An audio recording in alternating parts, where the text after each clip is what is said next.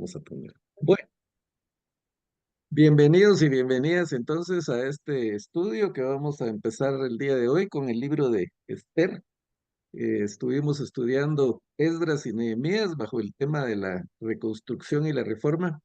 Y no podíamos dejar fuera Esther porque es un libro que está en esa época. Realmente en la Biblia lo tenemos después de Esdras y Nehemías, pero geo- cronológicamente se ubica entre Esdras y Nehemías. Es donde debería decir Esdras, Esther y Nehemías, si tuviéramos la Biblia cronológica, pero ya hemos hablado en varias oportunidades de que la Biblia no necesariamente está en orden cronológico, pero la fecha en la que se dan estos acontecimientos está por ahí más o menos en el capítulo 7 de Esdras que vimos anteriormente, en donde pues se mencionan a los reyes o el rey de esa época.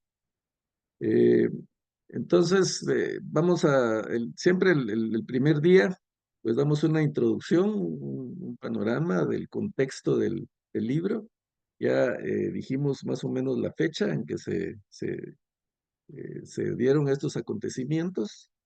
Y es interesante porque estuvimos estudiando lo que pasó con los que regresaron del exilio, los que regresaron a Jerusalén a reconstruir la ciudad, primero a reconstruir el altar, después a reconstruir el templo, después a reconstruir los muros y la ciudad. Aprendimos que hubo tres retornos del exilio, uno primero con Zorobabel y Yeshua, el sacerdote Yeshua, que pues es el único que nos dice que iban alrededor de 40,000 personas en ese regreso del exilio. Después hubo otro regreso con Esdras, y el tercero que vemos es con Nehemías. Entonces, habían alrededor de 50,000 personas que regresaron del exilio. Esto es interesante porque se estima que en Babilonia eh, estaban alrededor de 2 millones de judíos. El pueblo se multiplicó en Babilonia. Y esto es parte del plan de Dios, porque si recordamos cuando pues la familia de Jacob, sus hijos, sus nueras y ese grupo llegó a Egipto, pues eran alrededor de 40 personas. Y cuando salen de Egipto, eran más de 1 millón de personas. Entonces, vimos la promesa de Dios a Abraham, que Abraham nunca vio la promesa, pero pues creyó, la promesa de que de su descendencia va a haber una gran nación, se cumple en Egipto. Ahí es donde realmente el pueblo se convierte en una gran nación pues como ya dije, más de 1 millón de personas. Conocemos la historia, el pueblo va al desierto, buscando la tierra prometida. Después de pues, la desobediencia y la disciplina de Dios en el desierto, finalmente llegan a la tierra prometida con Josué, se reparten las tribus, se reparte el territorio, perdón, entre las tribus, se establecen ahí.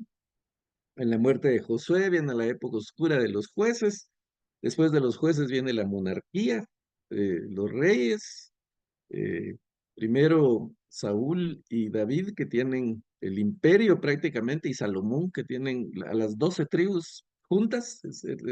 Fue una potencia mundial en esa época, Israel, porque era ya una nación poderosa. Pero después de Salomón, el reino se divide.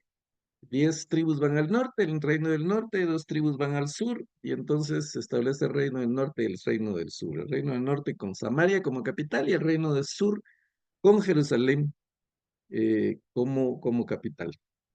Después, sabemos que hubo reyes, 20 reyes en cada uno de los reinos. El reino del norte, todos los reyes fueron malos. En el reino del sur hubo 2, 3 reyes que intentaron hacer la voluntad de Dios, los demás malos, pero en términos generales el pueblo cayó en idolatría.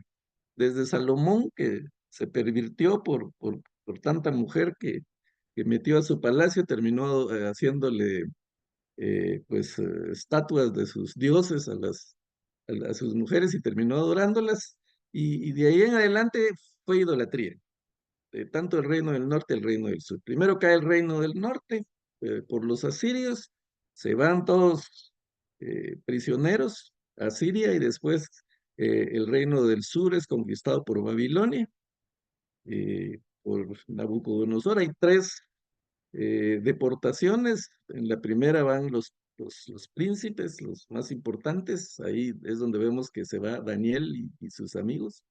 Y después hay otras dos deportaciones.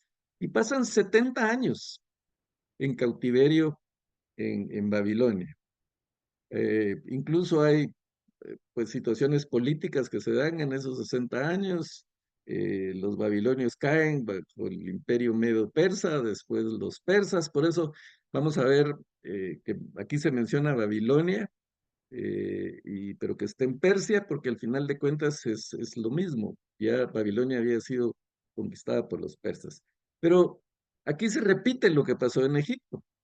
Eh, ya Jeremías había profetizado que el pueblo iba a ir al cautiverio por su desobediencia. Los profetas tuvieron esa misión de prevenir al pueblo, de avisarles de los planes de Dios, pero el pueblo rebelde desobedecía, y entonces venía el castigo, la disciplina. Para nosotros en las escrituras es eso, esta historia está para que nosotros aprendamos, para prevenirnos. El Señor por medio de su palabra nos habla de las cosas, de los errores que se cometieron en el pasado, para que nosotros aprendamos de eso. Pero Jeremías entonces profetizó que el pueblo iba al exilio y que el exilio iba a tardar 70 años. Y ahí surgieron falsos profetas que decían, no, nosotros, el Señor dice que el pueblo va a regresar pronto, que esto es algo temporal, y entonces hasta que pues son reprendidos, porque el Señor no está hablando por medio de Dios, está hablando por medio de Jeremías. Pero cuando Jeremías profetiza eso de los 70 años, les dice, no es cierto lo que les están diciendo los falsos profetas, instálese en Babilonia, eh, compren propiedades, pero sobre todo les dice, multiplíquense, sigan multiplicándose, porque el plan del Señor es que el pueblo judío permanezca, y la promesa que él hizo a Abraham se cumpla, y se cumple en Babilonia. Y como digo, ahí se estima que habían alrededor de 2 millones de personas. Pero de esas 2 millones de personas, como mencioné, pues regresan ni siquiera el 3%. ¿Y por qué no regresan por qué no regresan todos? Porque iban a una tierra hostil, iban a donde no había nada. El templo estaba destruido, la ciudad estaba destruida, los muros que la protegían estaban destruidos, ahí solo habían escombros, ahí estaba todo quemado. Aparte el viaje era tortuoso para poder llegar. Entonces ya había la gente se había instalado en Babilonia, y pues muchos a lo mejor tenían negocios, habían comprado propiedades, tenían casas, tenían un buen trabajo. Entonces no tenían ninguna motivación para regresar. Por eso a los que regresan, dice el libro de Nehemías, que la gente los bendijo por haber regresado, por su valor, por su patriotismo para ir a reconstruir. Pero la gran mayoría se quedó en Babilonia, se quedaron acomodados, se quedaron bien. Muchos o algunos, como Daniel, por ejemplo, pues tuvieron puestos importantes en Babilonia, la segunda persona eh, después del rey, el asesor principal del rey, era Daniel. Después vemos a Nehemías el copero del rey, también la mano derecha del rey. Judíos, extranjeros, prisioneros en tierras lejanas, en lo que no era su pueblo, pero el Señor permitió que llegaran a posiciones importantes porque tenía un propósito. Y el libro de Esther, vamos a ver, Esther era una muchacha, una jovencita, huérfana, huérfana de padre y de madre, que había sido criada por Mardoqueo, su primo. Aparentemente Mardoqueo era eh,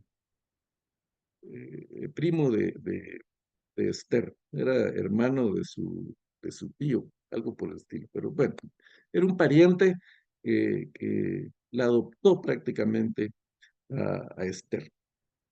Eh, Esther es un libro muy bonito. Yo creo que lo vamos a disfrutar cuando lo leamos. Es un libro de victoria, de triunfo, pero es un libro de esperanza. Para los judíos era un libro de esperanza, porque tiene características interesantes. Una de las características es que en todo el libro no se menciona ni una sola vez a Dios. No aparece Dios. Y sin embargo, Dios es el protagonista de la historia. Eso nos da la primera enseñanza, hermanos, que muchas veces, especialmente cuando estamos en dificultades, cuando estamos en crisis, a veces decimos, ¿dónde está Dios? Yo tengo un libro por ahí que se llama ¿Dónde está Dios cuando más lo necesito? Porque da la impresión de que en ciertos momentos el Señor nos abandonara, no aparece por ningún lado, no lo vemos en ninguna parte. Y sin embargo, Él está presente. Él es el protagonista de la historia. Él es el protagonista de todo lo que nos pasa. No hay nada que se escape de su control. Él tiene el dominio de todas las cosas. En el libro de Esther vamos a ver que dice, aconteció y pasó esto, y entonces hay un montón de cosas, muchas cosas que parecen coincidencias, que parecen casualidades, pero nosotros los cristianos no creemos en las casualidades, no creemos en la suerte. Nosotros sabemos que todo está en control del Señor. Que Él es el que controla nuestras vidas, el que controla todas las situaciones, incluso las cosas que no nos salen bien, tienen un propósito. Él controla eso. Cuando estudiamos a Jesús, vimos aquel pasaje en Marcos donde Dios prácticamente empuja, perdón, donde Jesús prácticamente empuja a sus discípulos adentro de la barca sabiendo que venía una tormenta. Y los discípulos se resistieron porque algunos de ellos eran pescadores, conocían el tiempo, podían saber cómo iba a ser una tormenta, pero el Señor los empuja, prácticamente los obliga. Y justamente les agarra la tormenta en medio del mar. Y pasan horas, muchas horas remando, tratando de, de- de- de vencer aquella tormenta. Y Jesús, viendo todo lo que pasa, ¿verdad? Él tenía un propósito para eso. Entonces, cuando las tormentas vienen a nuestra vida, mis hermanos, el Señor tiene un propósito. Y aunque parezca que no está, podemos estar seguros que Él está. Y podemos estar seguros que está en control. Y podemos estar seguros de que pase lo que pase, es para nuestro bien, porque Él sabe lo que es bueno para nosotros. Jeremías lo dice, cuando les dice, establezcanse, van a estar 70 años ahí, multiplíquense, compren tierras. Porque dice, el Señor tiene planes para ustedes y son planes de bien y no de mal. Eh, Cualquiera podría pensar, estoy exiliado, estoy prisionero, me sacaron de mi tierra, me trajeron a un lugar hostil a servir. ¿Cómo así que el Señor está conmigo? ¿Cómo así que los planes del Señor son de bien? Pero tenemos la historia de José. José es el ejemplo eh, más cercano a eso.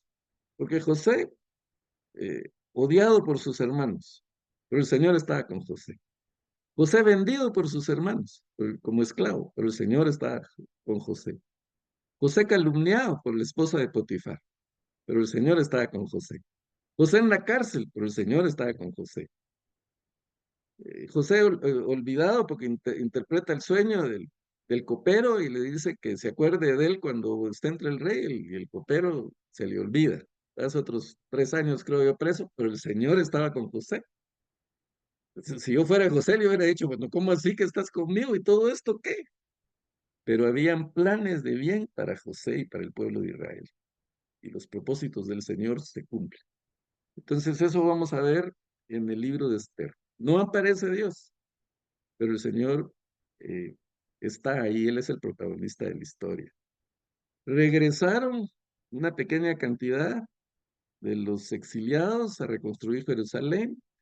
el Señor los bendice, el pueblo los bendice también, y bueno, son los héroes. Pero los otros que se quedaron acomodados, pues sí, ¿verdad? Que aquellos van a reconstruir, que aquellos van a trabajar, yo aquí tengo mi negocio, aquí estoy bien. Algunos también probablemente no fueron porque ya eran de avanzada edad, otros podrían estar enfermos, algunos tenían niños. No, no podemos juzgarlos eh, de que no quisieron ir, de que no pues se acogieron al mandato del Señor, a la promesa del Señor que iban a regresar. Pero sin embargo, el Señor no se olvida de ellos. En este libro de Esther vamos a ver lo que pasó del otro lado de la moneda, en Babilonia. ¿Qué pasó con los que estaban en Babilonia? Estos no tuvieron el valor de regresar y tuvieron que, pues, estar a punto de desaparecer, porque los planes de un personaje que vamos a ver aquí eran aniquilar a todo el pueblo judío. Y Dios usa a Esther para que eso no suceda. Esther se dice que es una de las mujeres más bellas de la Biblia, más bonitas, era una mujer hermosa. Y Dios usó la hermosura de Esther para que ella pudiera llegar a ser la esposa del rey más poderoso de la época. En el capítulo 1 vamos a ver lo poderoso que era Esther. Dice el versículo 1: en los días de Asuero, el Asuero que reinó desde la India hasta Etiopía sobre 127 provincias. Ahí nos podemos dar cuenta del poderío de este Asuero, eh, que pues se cree que es el Jerjes primero que la Biblia menciona también. Vamos a hablar un poquito de la personalidad de Asuero también cuando entremos al primer capítulo, pero el punto es que eh, cómo el Señor utiliza eh, los dones o las características que nos dan nosotros. En este caso, la belleza de Esther fue importante para que ella pudiera llegar a ese lugar, pero vamos a ver que aparte de ser una mujer bella, una mujer hermosa, pues es una mujer humilde y es una mujer temerosa de Dios y es una mujer madura y obediente. Entonces, eso nos deja una gran enseñanza para las muchachas jóvenes, ¿verdad? Que lamentablemente muchas veces usan su belleza para sus propósitos personales, para manipular a las personas, muchas para ganar popularidad, para ganar dinero o para ser populares, especialmente en las redes sociales. Ahí en las redes vemos el abuso muchas veces o la explotación que hacen muchas mujeres bonitas que explotan su físico y explotan su cuerpo ahí para ganar prestigio, para ganar dinero. Y sin embargo, vemos que aún la belleza física, pues puede servir para la honra y para la gloria del Señor. También algunos feos el Señor los utiliza, ¿verdad? Pero eso ya es problema estaba en mis tiempos, en mi época, había una canción famosa que se llamaba Que se mueran los feos. Hace poco la escuchó mi hijo y me dice, ¿qué dice esa canción? Que se mueran los feos. Sí, le digo yo, eso no es bíblico, me dice. Pero lo simpático de la canción es que en la letra va diciendo que pues, el compositor dice que se mueran los feos porque tienen una habilidad especial para conseguir a las mujeres más bonitas. Entonces, ese era el enojo, ¿va? Por lo que él quiere que se muera. Pero el punto, mis hermanos, es que cualquier cosa que nos dé el Señor, cualquier don que nos dé el Señor, no solo los dones que menciona la Biblia, sino muchas características nuestras, como ya dijimos en este caso, la belleza de Esther, pues debemos de tratar de que todo lo que el Señor nos da sea para honra y gloria de su nombre. Si Él nos da pues bienes materiales, que sean para honra y gloria de su nombre. Si Él nos da talentos intelectuales, que sean para honra y gloria de su nombre. Si Él nos da dones especiales, don de servicio, don de misericordia, de enseñanza, de predicación, de lo que sea, para honra y gloria de su nombre. El libro de Esther, podríamos decir que es un libro secular, porque es de dos personas que no tenían ningún, una participación religiosa, digamos, ¿no? Mardoqueo no es un sacerdote, Esther tampoco es diaconisa, no, simplemente estaban en Babilonia, en donde no había iglesia. Ahí se cree que empezaron las sinagogas y se cree que Esdras podría haber sido el promotor de las sinagogas, pero no habían lugares de adoración. Sin embargo, vemos en Esther y en Mardoqueo, pues la fidelidad a Dios y su identidad con su nación, con su pueblo. Esther también nos enseña, pues, que el Señor quiere que estemos unidos, quiere la unidad de su pueblo, la unidad de su iglesia. El propósito de la iglesia de reunirse es justamente la unidad, que estemos todos unidos, que velemos unos por otros, que oremos unos por otros, que cuidemos unos por otros, que busquemos el crecimiento espiritual unos por otros. Y es un gusto ver aquí a tantas personas con esa misión, con ese propósito de aprender juntos, de crecer juntos, de madurar espiritualmente juntos, y qué alegre por eso.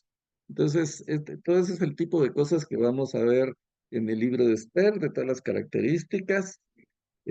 También una característica del libro de Esther o de Esther es que actuó eh, con su actitud fue muy similar a la actitud de Jesús en varios aspectos. Uno de los aspectos es que vivió en total sumisión y obediencia a las autoridades que Dios había colocado encima de ellos.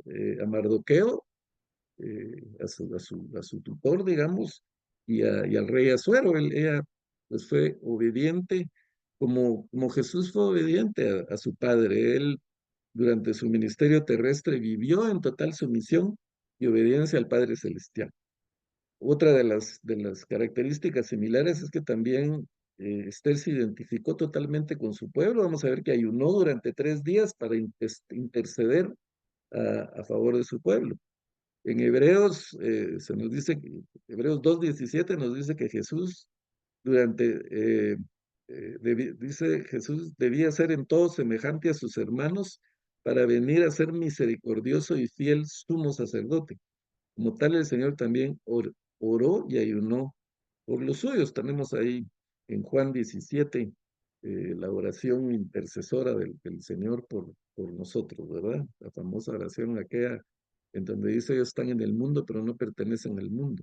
No te pido que los quites del mundo, sino que los guardes del mal. No se perdió ninguno de los que me diste. Eh, pero bueno, y la otra característica que este renunció a su propia vida con tal de salvar a la nación. Ella arriesgó su pueblo, se arriesgó por su pueblo, no murió, el Señor la libró de la muerte, pero estuvo dispuesta a entregar su vida con tal de salvar a la nación de una muerte segura. Y al final el rey la exaltó. Lo mismo pasó con Jesús. Jesús dio su vida en la cruz del Calvario para que el mundo de pecadores pudiese salvarse de la muerte eterna y por eso lo exaltó el Padre. Entonces empezamos a ver lo maravilloso de este libro, las enseñanzas que este libro nos deja. El Espíritu Santo tampoco se menciona en forma explícita, pero sin embargo fue obra suya la profunda humildad que guió a Esther y a Mardoqueo en su mutuo amor y lealtad. El Espíritu Santo obviamente también dirigió a Esther y le dio fuerzas para llamar por su nación y convocar al pueblo a hacer lo mismo. El papel del Espíritu Santo lo vemos en el Antiguo Testamento. Y lo vimos en el mensaje de Zacarías al pueblo, cuando le dice a Zorobabel, no va a ser con ejército ni con fuerza, sino con el Santo Espíritu, con el Santo Espíritu que vas a lograr sus objetivos. Otra enseñanza para nosotros, Esther y Mardoqueo podría decirse que eran los menos adecuados para salvar al pueblo de Israel. Como ya dijimos, pues probablemente Esther, una jovencita, de condición humilde, huérfana. eh, Conocemos el papel de la mujer en el Antiguo Testamento, prácticamente era un cero a la izquierda. Incluso en Nehemías, cuando mencionan los que regresaran, mencionan solo los hombres.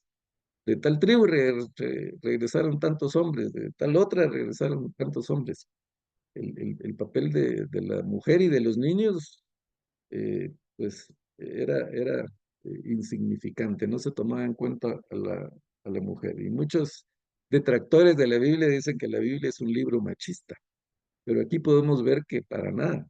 O sea, la Biblia exalta a la mujer. Hay libros eh, preciosos como el libro de Esther, como el libro de Ruth, en donde se exalta el papel de la mujer. Y pues a través del Nuevo Testamento, bueno, el Jesús mismo exaltó mucho a la mujer. Él le dio lugar a la mujer en la sociedad que no tenía. Lo vemos en María Marta, cuando él está enseñando a ellas ahí. Y en aquella época una mujer no tenía acceso a la educación, no tenía acceso al estudio de las escrituras. Y sin embargo, Jesús le da ese valor, le da el valor a los niños también. Entonces, estos libros pues nos dan esa enseñanza, nos dan esa enseñanza del valor de la mujer, de las grandes cosas que una mujer puede lograr, como en el caso de Esther, llegar a ser esa gran reina que tuvo que haber influido mucho en el trabajo incluso del rey. Hay un pasaje cuando Nehemías va a pedirle permiso al rey y dice que la Biblia menciona que la reina estaba a la par del rey. Ese es un dato curioso porque rara vez se mencionan esos detalles y uno pues, dice por qué ese detalle está ahí. Muchos estudiosos creen que la reina que estaba a la par del rey era la reina Esther, y que por eso, de alguna manera, le tuvo que haber dado un codazo al rey o una mirada para que le diera permiso a Nehemías para que fuera, ¿verdad? Eso es una especulación, eso no está en la Biblia, pero, pero tiene sentido. Puede ser que haya pasado porque, como ya dijimos, eh, pues el Señor está en control de todo. Él determina eh, todos los acontecimientos, todas las casualidades, todas las coincidencias, no es nada más y nada menos que la mano de Dios actuando y obrando.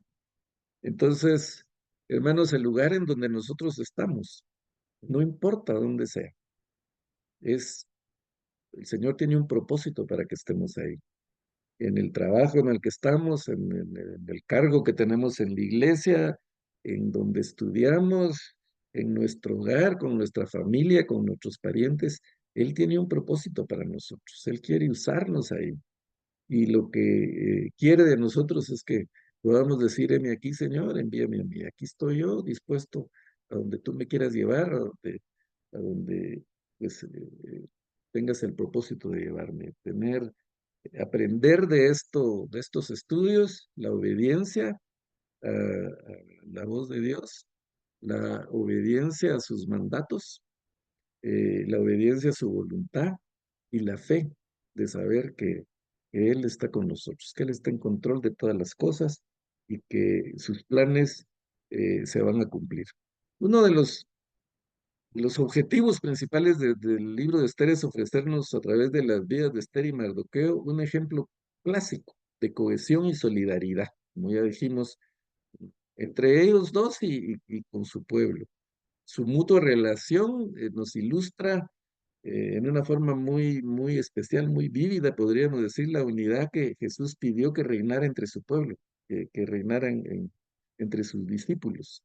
El éxito de la misión de los discípulos, pues era la unidad. Recordemos cuando Él los manda a predicar, no los manda solos, los manda de dos en dos, para que se apoyen mutuamente. Y pues el éxito la misión de los discípulos dependía de que se mantuvieran unidos. Entonces Esther nos muestra cómo Dios también, pues, destruye a los que están en contra de su pueblo. Eso lo vemos una y otra vez en la historia bíblica, en el Antiguo Testamento. Entonces, eso nos recuerda y nos enseña también que el Señor nos defiende de Satanás. Él nos defiende de los ataques del enemigo. Estamos seguros en sus manos. Él ha construido un vallado alrededor nuestro, como, como en el caso de Job, ¿verdad? Que Satanás le dice a Dios, es que le construiste un vallado, ¿verdad? Por eso él está tan bien. Pero la verdad es que el Señor sí nos protege. Él está pues siempre alrededor nuestro. Entonces en el tiempo que nos queda, vamos a entrar a saborear un poquito el libro de Esther.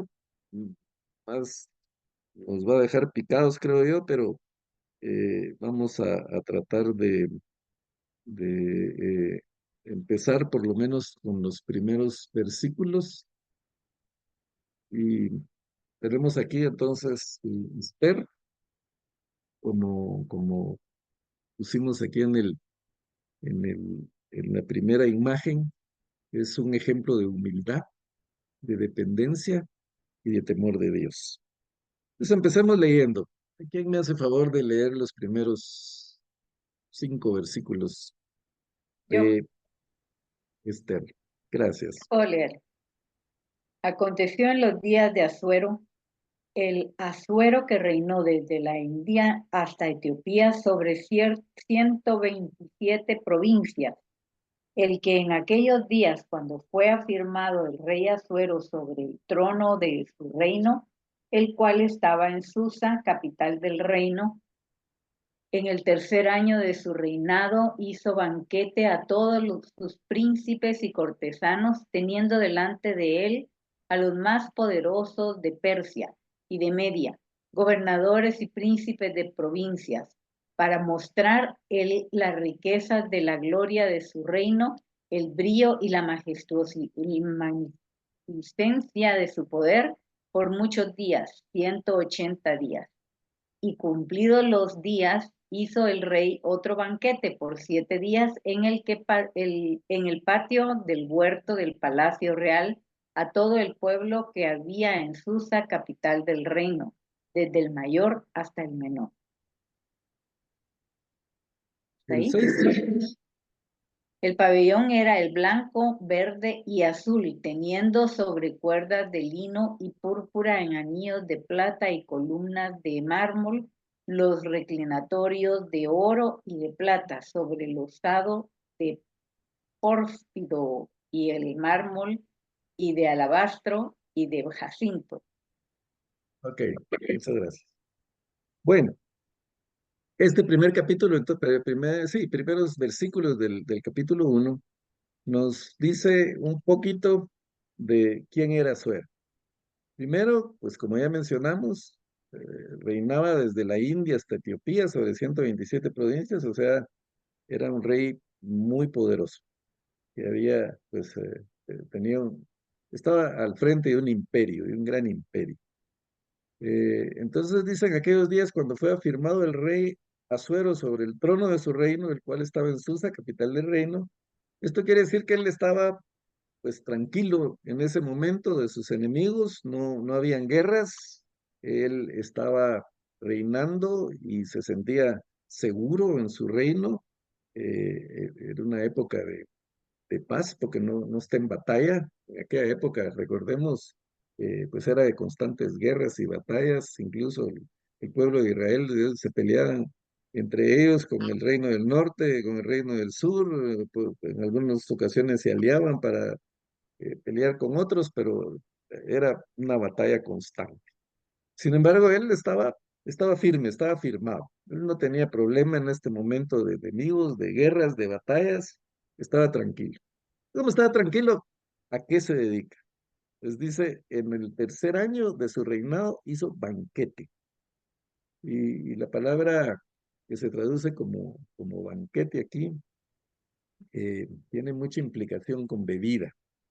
Era una fiesta y lo vamos a ver también en los versículos que siguen, para, en donde abundaba la bebida, el licor, el vino.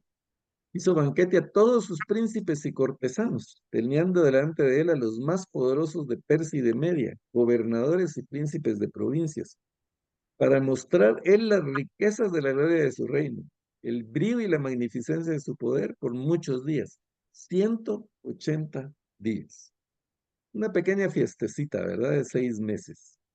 Y una fiestecita en donde invita a los más poderosos, a todos los príncipes y los cortesanos. Algunos comentaristas opinan que no podían estar todos los príncipes y cortesanos porque ¿qué hace una nación sin sus gobernadores durante 6 meses? ¿Verdad? Con los gobernadores de parranda ahí durante 6 meses, es un poco difícil de creer, pero lo que se cree es que pues iban por turnos, ¿verdad? Iba una delegación primero, estaba y después llegaba otra, pero el tema es que la fiesta tardó 6 meses y lo que sí...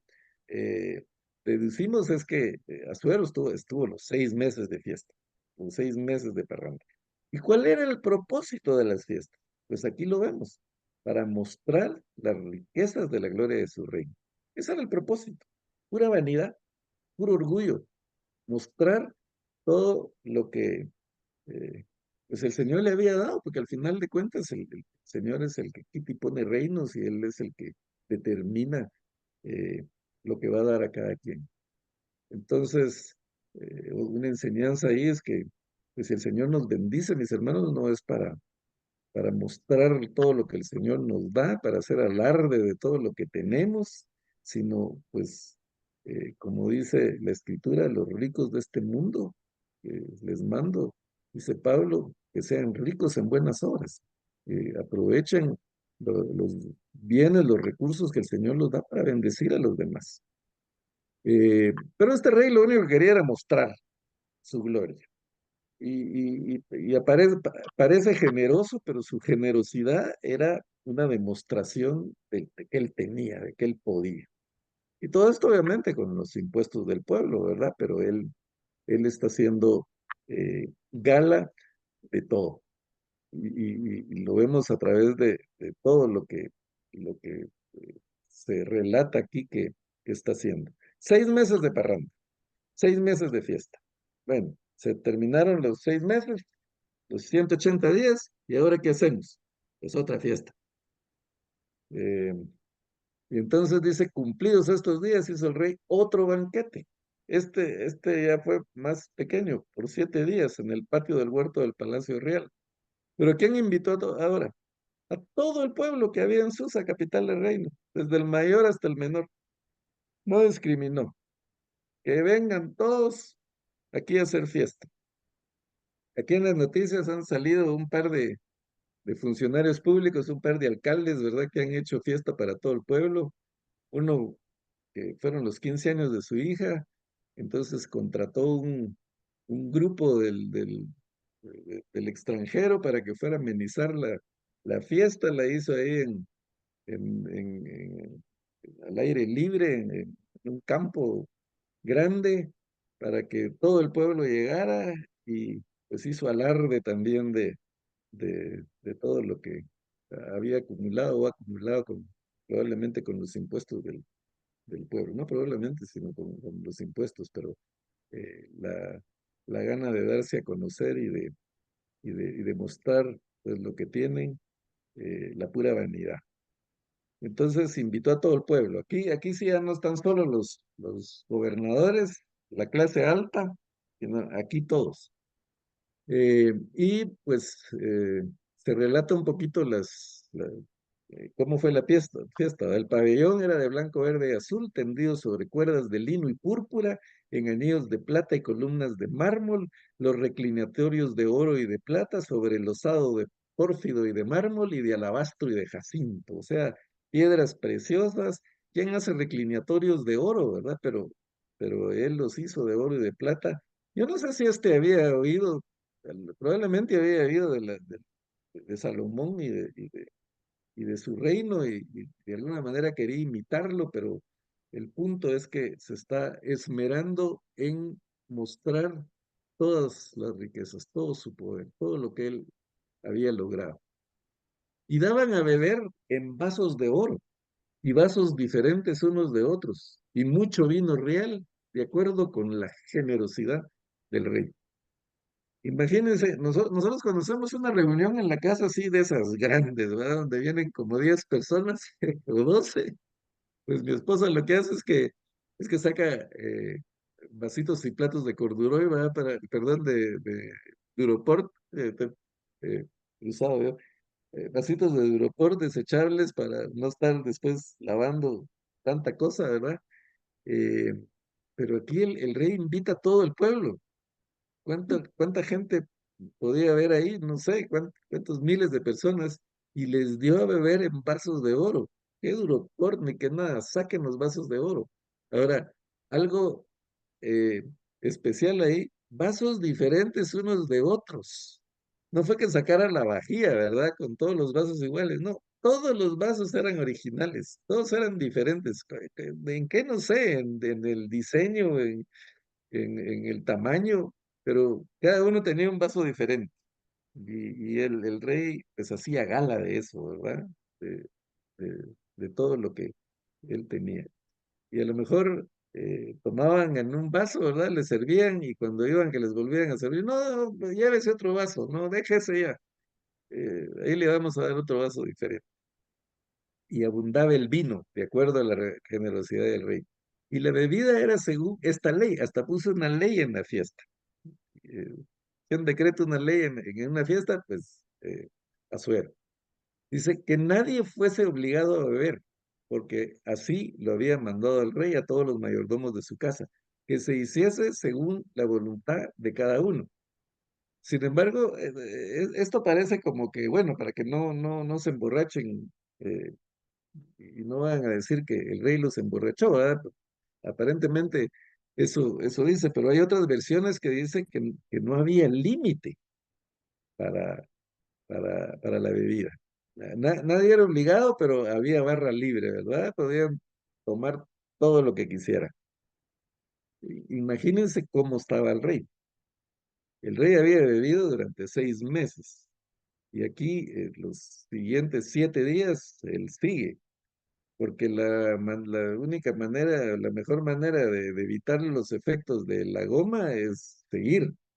Entonces él no quería dolores de cabeza, no quería goma, entonces se mantuvo bebiendo y borracho durante 6 meses y 1 semana.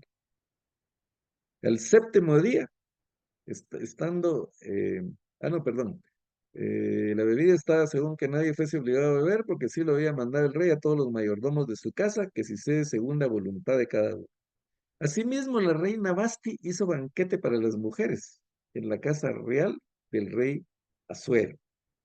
Eh, La, Esto no significa que en la fiesta hasta de 180 días del rey no hubieran mujeres. Seguramente había, y muchas, y había de todo ahí. Pero a la reina se le dio la misión de que ella hiciera una fiesta para las mujeres. ¿Para qué mujeres? Seguramente para las esposas de los gobernadores y de los altos funcionarios. Entonces no es que la reina quisiera hacer una fiesta, sino que simplemente ella tenía que tener a las mujeres entretenidas, a las esposas, para que los esposos pues pudieran hacer de las suyas en la fiesta del rey. Entonces la reina pues tenía ahí su banquete por aparte. Al séptimo día, dice, estando el corazón del rey alegre del vino, lo que nos confirma pues que estaba borracho, mandó a Meumán, Bitsa, Arbona, Bigta, Abagta, Setar y Carcas, 7 grupos que servían delante del rey Asuero. Y trajiste con la reina Vastia la presencia del rey con la corona regia, para mostrar a los pueblos de los príncipes su belleza, porque era hermosa. No la mandó a traer para que compartiera con él y como invitada, sino simplemente para presumir también que tenía una reina bonita, una reina bella, y que viniera con la corona regia, ¿verdad? Para demostración también del poderío. En todo eso vemos la vanidad del rey, vemos el orgullo del rey, vemos el propósito del rey de querer demostrar poderío, de querer demostrar todo lo que él tenía, y lo vemos ahí en una gran borrachera, haciendo todo esto. Mas la reina Basti no quiso comparecer a la orden del rey enviada por medio de los eunucos, y el rey se enojó mucho y se encendió en ira. Eh, Era la esposa del rey, pero yo creo que ni esposa de este rey tan poderoso aguanta verlo borracho, ¿verdad? Entonces eh, la mandaron a llamar y simplemente no quiso comparecer a, a la reina, perdón, al rey, pero eso ya se imaginan en el ego del rey, en el orgullo del rey. Está dando una demostración de todo lo que él tiene. Está dando una demostración de riqueza, está dando una demostración de poder, de dominio, y resulta que manda a llamar a su mujer y la mujer no le hace caso, ¿va? Entonces, eh, en esta época creo que pues a una persona que está haciendo eso le molestaría mucho. En aquella época eso era un pecado capital, eso era una ofensa al rey, eso era como escupirle en la cara al rey, especialmente por la personalidad del rey, especialmente por lo que vemos de este rey, un rey orgulloso, un rey que está demostrando pues más de lo que debería o más de lo que tiene un más alto concepto de él mismo de lo que debe tener, y manda a llamar a la esposa y la esposa simplemente no quiere ir. Ese es el motivo de la ira, echó, como decimos, espuma por la boca cuando la reina no quiso ir. Pero bueno, yo creo que lo vamos a dejar por aquí, ya prácticamente son las 9. Los dejo picados para la próxima semana, donde vamos a estar viendo el resto. Solo esto fue una introducción y un poquito más, porque entramos ya al pasaje. Sería interesante que ustedes leyeran el libro, es cortito, si pueden leerlo todo. Así, pues cuando vamos analizando cada uno de los pasajes, pues vamos a ir pues entendiéndolo más y sacándole mayor provecho. Este estudio nos va a llevar unas 7, 8 semanas máximo, para pues terminar en noviembre, y ya nos vamos de vacaciones en diciembre para regresar en enero. El plan en enero es estudio de Marcos, y en algún momento pensé empezarlo ahorita, pero lo hubiéramos dejado a medias, y suspender un estudio un mes y después retomarlo es un poquito complicado. Por eso, pues tomé la decisión de estudiar Esther, y sobre todo porque tiene mucho que ver con lo que venimos estudiando, con el tema de Esdras, Nehemías, Esther. Estamos viendo, como ya dijimos, lo que pasa en Babilonia. Ya los otros están en Jerusalén haciendo su reconstrucción, y aquí esto está pasando en Babilonia, y aquí pues vamos a ver también la mano del Señor en Babilonia, para que veamos que el Señor no abandona a su pueblo independientemente de donde esté. Lo mismo pasa con nosotros. Él está con nosotros independientemente de lo que hagamos, de donde estemos, y si hacemos las cosas bien, si hacemos las cosas mal, si somos fieles o no somos fieles. Él está pendiente de nosotros siempre, como de alguna manera nosotros estamos pendientes de los hijos, ¿va? A veces los hijos toman actitudes rebeldes, toman su propio camino, hacen cosas que no nos gustan. Queremos agarrarlos del pescuezo, pero estamos para ellos, estamos con ellos, y si ellos vienen a pedirnos ayuda, no se los vamos a negar. Y como dice la Biblia, si nosotros sabemos dar buenas dávidas a nuestros hijos, cuanto más nuestro Padre Celestial nos va a dar buenas dávidas a nosotros, a los que le tenemos. Así que hasta ahí llegamos hoy, hermanas, hermanos. Espero pues que podamos seguir con ese entusiasmo y esa fidelidad con que empezamos aquí. Y pues siempre tenemos espacio para comentarios, para preguntas. eh, y lo dejo pues abierto ahí para que alguno opine, participe o aporte. Ustedes pueden aportar también mucho a esto. Y pues aquí aprendemos todos de todos. Así que, adelante, abran sus micrófonos sin pena. Bienvenido, hermano Félix. Gracias, hermano Walter. Dios le bendiga. Es un verdadero privilegio estar aquí en el estudio nuevamente. Me conecté tarde porque acabo de entrar a mi casa y venir Bueno, pues manejando. Y todo. ahí le vamos a mandar la grabación. Amén. Gracias. Bienvenida, Lilita, qué bueno que estás con nosotros. Muchas gracias, gracias. Muy bonito estudio. El libro de la Reina Esther es muy, eh, es fuerte porque si uno se concentra en la vida de una mujer, de una joven y la responsabilidad que tomó, ¿verdad? De defender al pueblo, ¿verdad? De ser ella la que llegara al corazón del rey, ¿verdad? No era fácil lo que a ella le tocaba, pero nos toca muchas veces hacer cosas que creemos imposibles, pero Dios va adelante y atrás de nosotros, dice, ¿verdad? Y alrededor de nosotros. Y nos da sabiduría en nuestra imperfección, nos va moldeando, nos va enseñando para hacer y cumplir el propósito de Él, ¿verdad? Así Así que es. gracias, Walter. Gracias No, por gracias a eso. ustedes. No, es interesante que, como dije al principio, aparentemente es un libro secular, porque eh, se, se- la- la- lo bonito de la Biblia es que él pone a los personajes como son y los acontecimientos como son. Y aquí vamos a ver que hay violaciones a la ley. Hay cosas que se hacían en Babilonia que estaban fuera de la ley de los judíos. Y incluso pues Esther y Mardoqueo en determinado momento hicieron cosas contrarias a la ley, pero el Señor estaba con ellos y Él los utiliza de cualquier forma, porque como dijimos, a pesar de que no se menciona para nada la palabra Dios en este libro, Él está en control y su mano poderosa es la que gobierna y la que pues mueve todas las piezas para que sus propósitos se cumplan. Muy bien, ¿alguien más? Pues como siempre, ¿verdad? El estudio estuvo precioso, muchas gracias. Y a veces uno ya ha leído los pasajes, pero así verlos y explicándolos así despacio, se deleita uno más. Sí, muchas gracias, sí.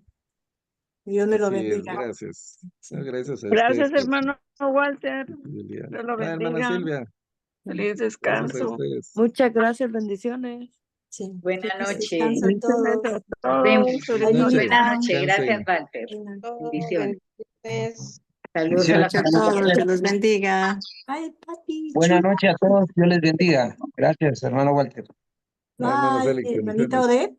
Feliz Hola. noche, hermano Hola. Luis. Buenas noches, hermano Odette. Dios les bendiga. Feliz noche. Igualmente. Feliz noche. Feliz noche, Pati. Todo. Descansen. Bendiciones. Gracias, feliz noche.